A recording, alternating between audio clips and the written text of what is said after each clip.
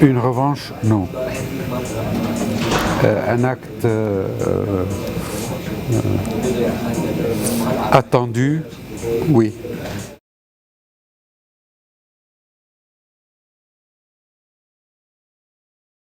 J'étais à la demande de M. Sarkozy, ministre de l'Intérieur, qui a accepté l'invitation de M. Kadhafi à ouvrir une nouvelle page de relations avec la France. C'était en quelle année? 2004, fin 2004, début 2005. C'était votre première visite en Libye? Première. Et depuis, vous avez été une sorte de médiateur informel ou... Pas informel, mais je dirais médiateur officiel, mais dans l'ombre. Pendant la période où il était ministre de l'Intérieur, il y avait des accords à prévoir et à faire avec la France, notamment sur l'histoire de Méditerranée, les pays méditerranéens. Et deuxièmement, il y avait une histoire de la protection des frontières libyennes où il y avait 2200 km de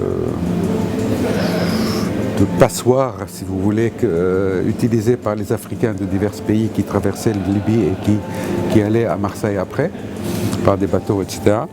Il fallait protéger ça, c'était pas protégé.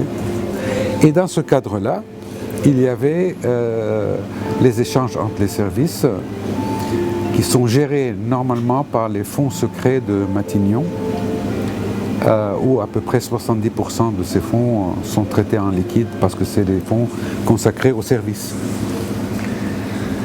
Et en Libye, ils devaient donc aller en France et devaient payer pour leur séjour, pour la formation, etc., etc.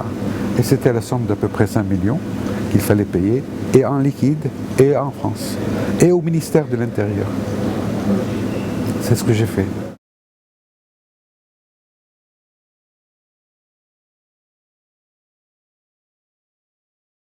Monsieur Sanoussi me demande combien coûte une campagne présidentielle chez vous en France. J'ai dit, d'après ma connaissance, elle est pour 20 millions d'euros peut-être, mais c'est financé par les partis. C'est pas financé par le candidat.